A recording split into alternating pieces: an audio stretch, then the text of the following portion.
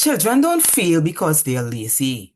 They fail because of many reasons. And in this video, we are going to look at 7 reasons why children fail or get low grades. Hi, welcome to the channel Everything Parenting and More. It's a space provided for parents, teachers, guardians, those who are thinking about becoming parents, and persons interested in shaping the next generation. Here we dive into issues that affect families, like emotional well-being, mental and physical health, spiritual balance, and so much more. The goal is simple: to give you practical advice and encouragement to help build stronger families. So if you are someone interested in shaping the next generation, then this channel is for you. Let's look at the first reason why children fail. Gaps in foundational skills. And parents, what I mean is sometimes children who should repeat a level are sent to a higher level. Immediate gap. Immediate gap. All right. And parents, your foundational skills, your reading, your comprehension, your number sense, your spelling, all of that are tools that the brain uses to learn everything else. And when these are weak, it becomes inefficient and exhausting. So we have situations where children are promoted by age and not by ability. Parents, if I were you, I would ensure that if my child is not ready for standard 2, I would not encourage my child to go to standard 2 when my child cannot do standard 1 work or when my child cannot do second year work. Parents, because it causes big gaps that you cannot. It's not even to say you're going up a steps and you could miss the small step. The gaps it creating on the steps, you can't move on. Because when your child goes to standard 2, the teacher is not doing second year work. The teacher is not doing standard 1 work. The teacher is doing standard 2 work. And your child is lost, playing catch up, frustrated.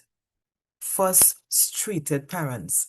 A child with weak foundation uses most of their mental energy just to decode and spell simple words, vocabulary, reading, understanding instructions. Parents, parents, parents, parents.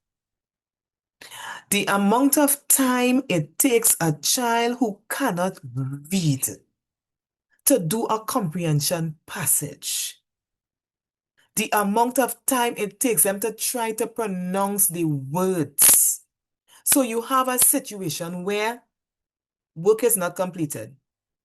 Work is not completed because your child is taking a lot of time to try and understand what are the words in front of me. What is this about? What am I to do? All right. And I feel, I really, really, really feel for these children in these dire situations, because you have children. The class will be reading as a group. Remember, you're not at the level. So some children just stay there and they move up their mouth because they want Miss to think that they are reading. They don't know anything. They don't know. And they're there. Miss feel the child is reading. And it's time to do the comprehension. You don't know it. Or the grammar. Don't know it. Right? And it leaves little memory for thinking and reasoning and answering questions fully, because you cannot read the question. And remember, the bigger in my school, from the end of second year, the children are required to read the entire exam paper and do it by themselves. Imagine if you can't read. And it goes on standard 1, standard 2, standard 3. So what happens if you can't read, parents? So this is why it is important that you ensure that your child is ready for the next level before you just send your child through the system. Sending your child through the system like a robot. Go ahead, because this has life repercussions, parents. Have you ever wondered why a child at SEA level can get 10 marks for the entire exam? I'm talking about mathematics, language arts, and creative writing, a total of 10 marks. Simple. Going through the system. When you should repeat, mommy says send them along, daddy says send them along. My child not repeating. You could end up 7 years down the road and it's sad. 10 marks out of 200 plus.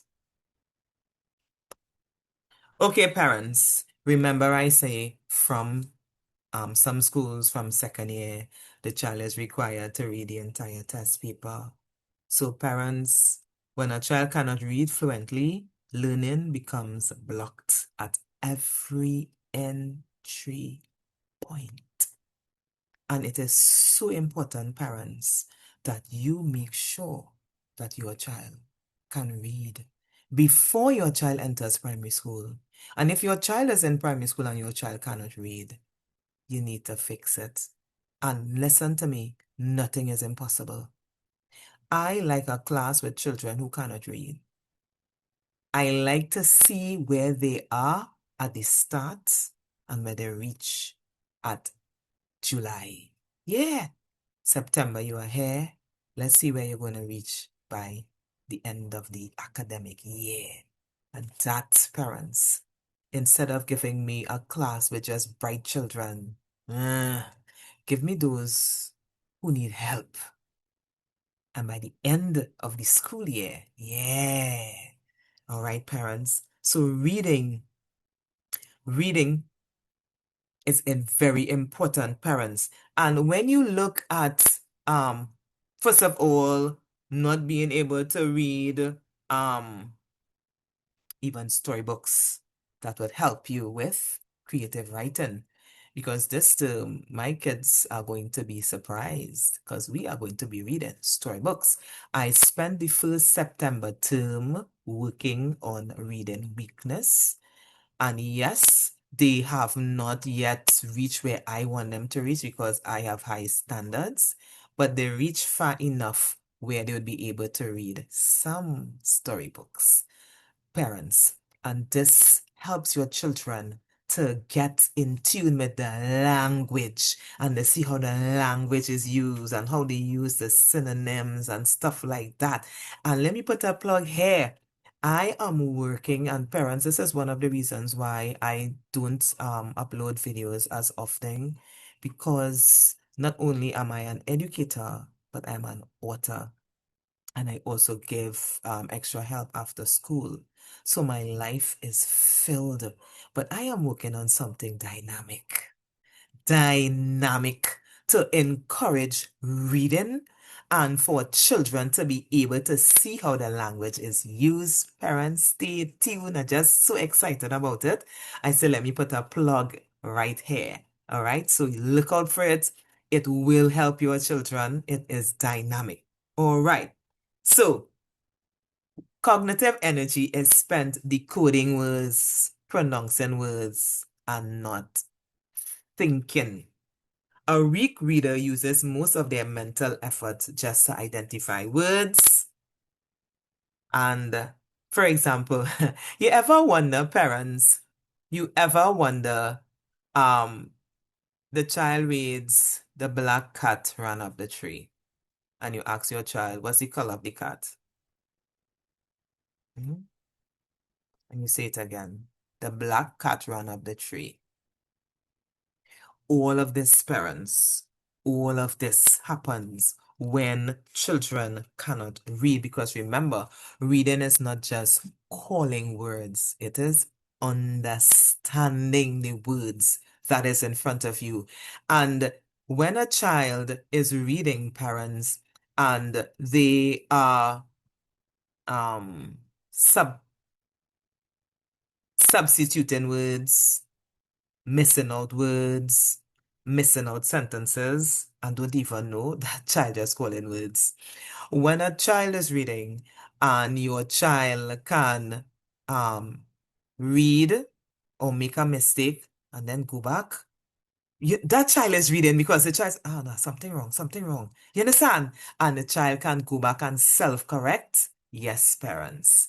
That is when you know that your child is reading. And when you can ask your child, what's the color of the cat? The cat is black. Misreading questions. That's another reason why children fail. They misread questions. So hurrying is one reason, but sometimes children misinterpret the question. And this really affects them. For example, if you have to write an essay about the lost dog, and you decide to write on a day in the life of a dog, or um my favorite dog, but you didn't write what they ask you to write about, you're gonna lose marks. You're gonna have failing marks.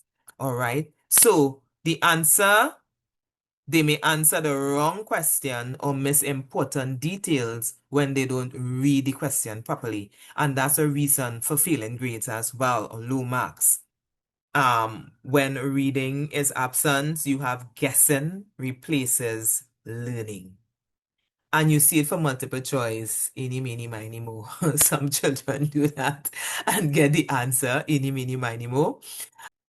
All right. Writing suffers when reading is weak. And parents, that's why I put in the plug about letting your child being able to read not just textbooks. And parents, you need to do this.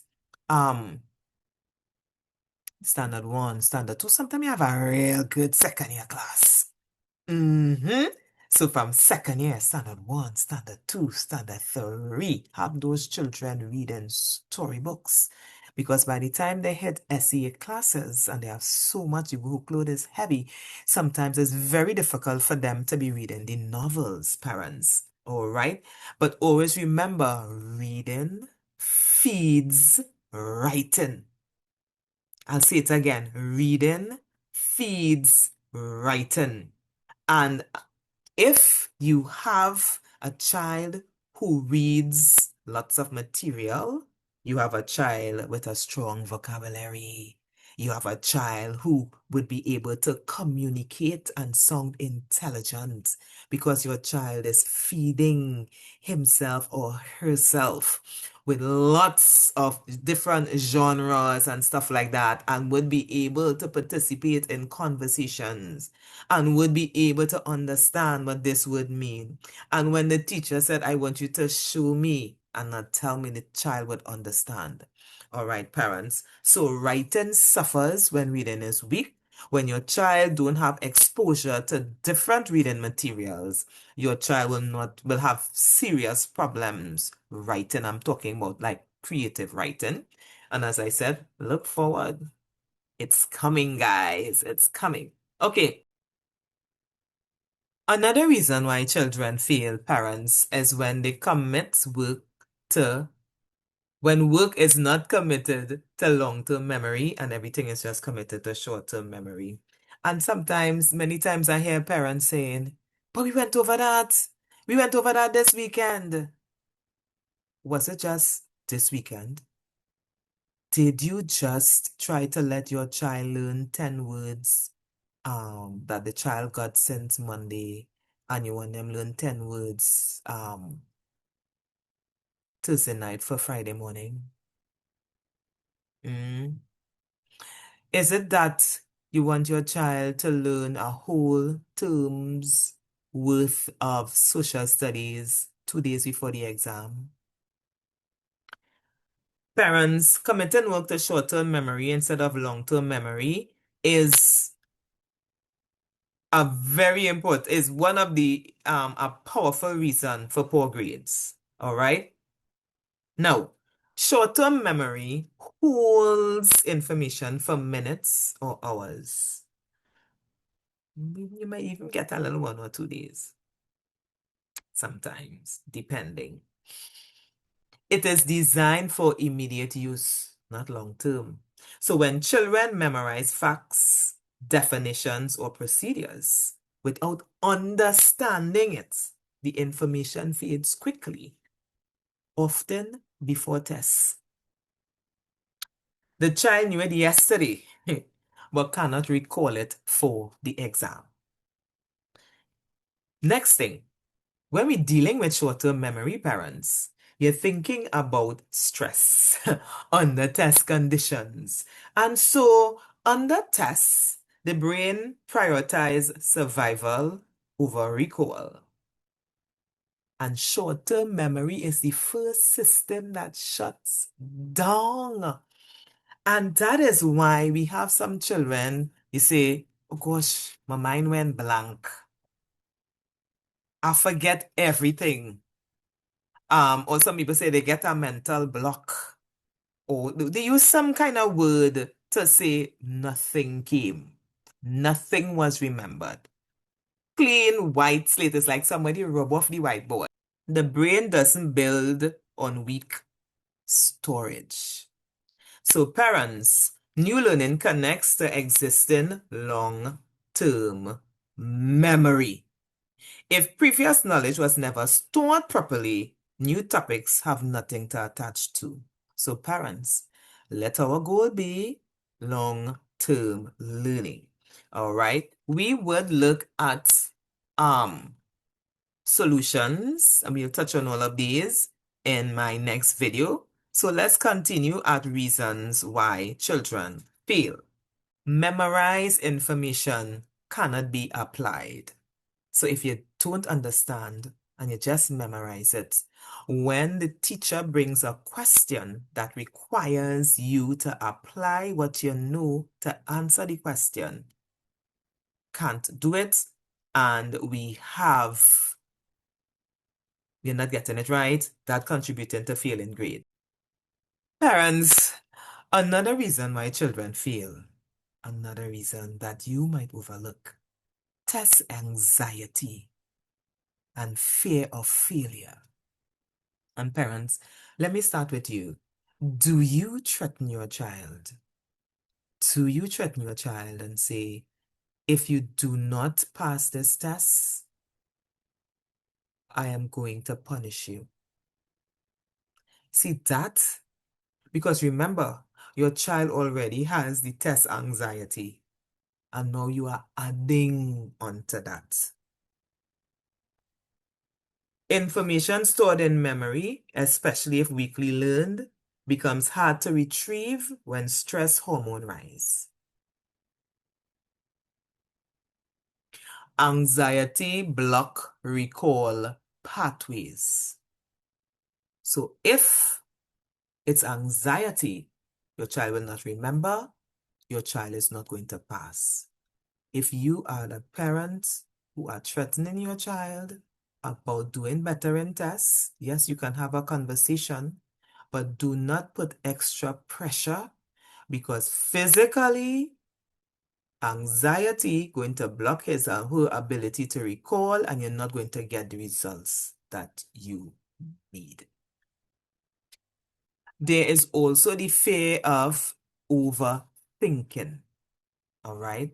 So, because your child is afraid of failing, and your child is going to start to doubt themselves. Have you ever wondered why sometimes some children put the right answer, rub it off, and go and write something else? Doubting themselves. All right. Anxiety reduces reading accuracy. And so because you are anxious, you're not reading the questions properly. An anxious brain reads faster, but less accurately. So you're not reading, you're skipping words, you're misreading instructions, you're misunderstanding the questions because you are anxious. Parents, this is a great reason why you get failing marks. All right. Also writing becomes disorganized. So if you're anxious and all of that and all of that, and you have creative writing to do, how are you going to organize your thinking and organize your ideas and whatever to write to write a story or to write a letter or a report when you're anxious. All right. So children who fear failing begin to avoid challenging questions. And that is why parents sometimes we see some children don't even bother to try to answer the questions. So you have some children test papers, blank spaces. They didn't even bother. I'm not even going to bother to try to answer these questions. You have incomplete papers and of course reduced marks. Anxiety lowers confidence over time. And so your child is going to start to believe, I am bad at tests. I am not going to pass any tests. I am not good at tests, just negative. So you have confidence declines over time, even when ability remains unchanged. So parents, persistent poor performance and declining grades damages your child's self-esteem over time. Absenteeism. There are many dimensions to absenteeism, parents. Let's look at them. The lessons are designed step by step. So being absent means that you're not just missing a day's work. You are missing the step that you need to take you to the next level. Remember, when you are absent, you're not just missing mathematics. You're missing an entire day's work with different subjects. And according to how absent the child is lost, confused, also takes a long time to settle down. And you have instances where children are even disruptive because they really cannot cope. They don't understand what is going on. All right. So that is one thing. Learning is sequential and not isolated, parents. So I know you might think, as I said, it's a day's work. It's not a day's work. Is the foundation needed for the next lesson. And what you have to remember, there are many different types of lessons.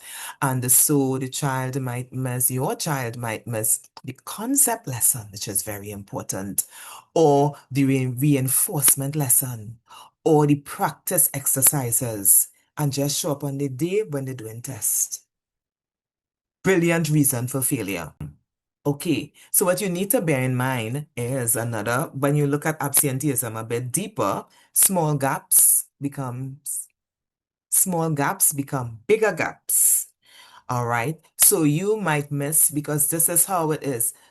Teaching is connected, parents. So a teacher might do spelling. Let's say we're doing spelling, and some of the words from the spelling lesson, um, they are words that the teacher would want the children to apply in creative writing. Or probably they are words taken from the reading passage, or words that the children would have encountered in social studies. So when the child is absent, you have those gaps that become bigger gaps. All right? So grades don't fall suddenly, they fall steadily.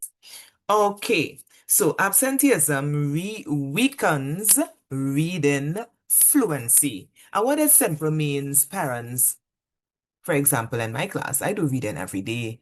I do two types of reading. So I do group reading and I do individual reading where they have to come to read by my table. But for the group reading, when the children are absent, they're missing the daily exposure and the practice to the reading lessons. And it also affects them because they will not be able to come to read individually. And so you are behind now in your reading. And remember, reading is across subjects. So it's not just for to read a reading book. You read in mathematics. You have to read the problems to solve it. You read in comprehension passages. You read your grammar. You read your science. You read. Absenteeism also affects explanations. So it's more than just getting the worksheet and copying from somebody's book, which is good that you get the worksheet, and it's good that they, could, copy down the notes, parents. But absenteeism affects the explanations. For example, I was doing an activity with my class, and I put them in groups, and we were doing tens and ones, and I had them bundle the tens and stuff, and it was such a nice activity to work with their peers, and they had different things that they were using to bundle and stuff like that, and that sort of classroom interaction, yes, they miss that when they are absent. So no amount of worksheets coming home could replace that kind of a classroom interaction. Okay, absenteeism also the child loses class confidence because when they come, they would not know what is happening. And let's say a child was absent for the activity that I would have done when the children were in groups. So the next day we are continuing that exercise, and you just show up, miss the exercise. Children talking about the exercise and you don't know. So children now would not want to, those who are habitually absent, they wouldn't want to answer questions. They would not want to participate. Who wants to participate in a class where you don't even know what's going on, where you miss the exercise? Where most likely if you answer, it's going to be a wrong answer. And then you start losing confidence. And that is what you don't want happening to your child, for your child to be losing confidence and in the classroom, and it affects the participation. So now you have low participation because the child is absent a lot, and better I stay in my corner and hush my mouth. And that affects grades. Absenteeism disrupts learning habits. All right.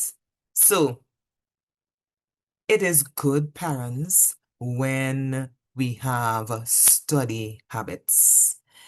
Habits of coming to school every day, um, doing certain things every day, a rhythm. There's a rhythm to it.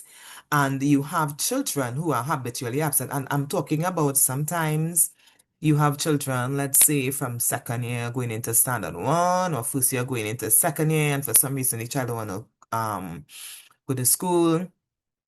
It breaks that habit, it breaks the rhythm. And I'll tell you what I've experienced in my teaching career. I experienced a child coming to school crying by the gate, mommy taking the child home. Yeah, so, and as I told you on this channel, children are super intelligent beings, they're smart. Aha. So if I cry, mommy will carry me home. Okay, I'll cry tomorrow. The child cried the next day. Ah! I don't want to go to school. Ah! Mommy take the child home. Guess what happened? It happened continually, consistently, until you end up parents with a 12-year-old boy who couldn't write his name. A 12-year-old boy reading at preschool level. Because when mommy takes him home, mommy didn't no learning took place, nothing happens. Nothing happens. So parents, it broke the rhythm, it broke the study habit, so that the day that he would have stayed in school, it would have been difficult because he's not accustomed to that structure. Sit and do this for this amount of time, and then we have break, and then you come in and you do more work. You understand? That sort of classroom rhythm, it breaks that rhythm. All right. And what you need to understand about absenteeism, the teacher moves on while your child plays catch up. Because parents, let's be realistic. If a teacher was to um go back and try and play and help every child who is absent, the syllabus will not get completed. There's a lot of work that has to be completed. And at the end of the term, some teachers in some schools are called to a meeting. Did you complete this? Yes or no? Did you complete that? Did you complete? You understand? So the parents, teachers are called, teachers have to account for completing as much as the syllabus as possible. And your child will have to play catch up, all right? Because classrooms must progress. Because remember, you have children now who are always there, who are always there. And teachers cannot be reteaching and reteaching and reteaching the same lesson. You understand?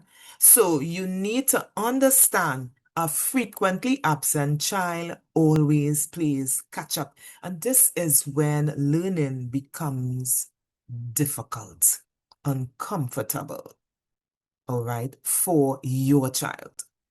Still looking at absenteeism, parents, it causes emotional stress and increases cognitive load, right? Because returning after absenteeism causes anxiety.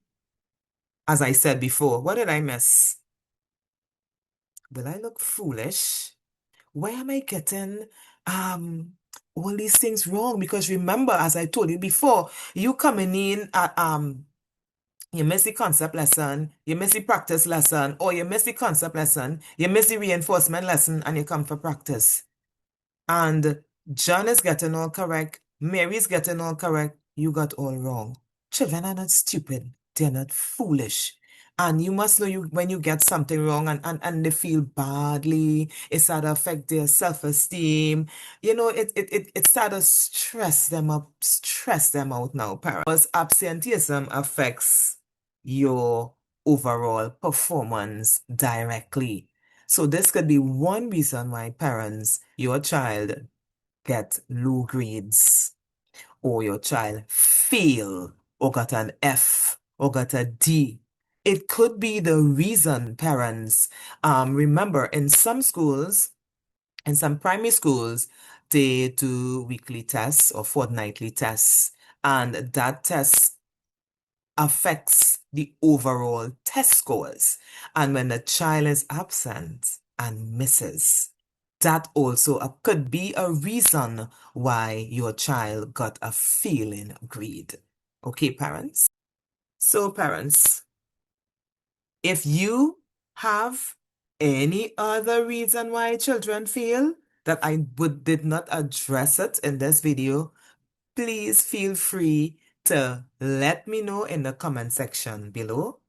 And stay tuned for my next video where I look at solutions to help and to ensure that your child grades improve. Thank you for watching.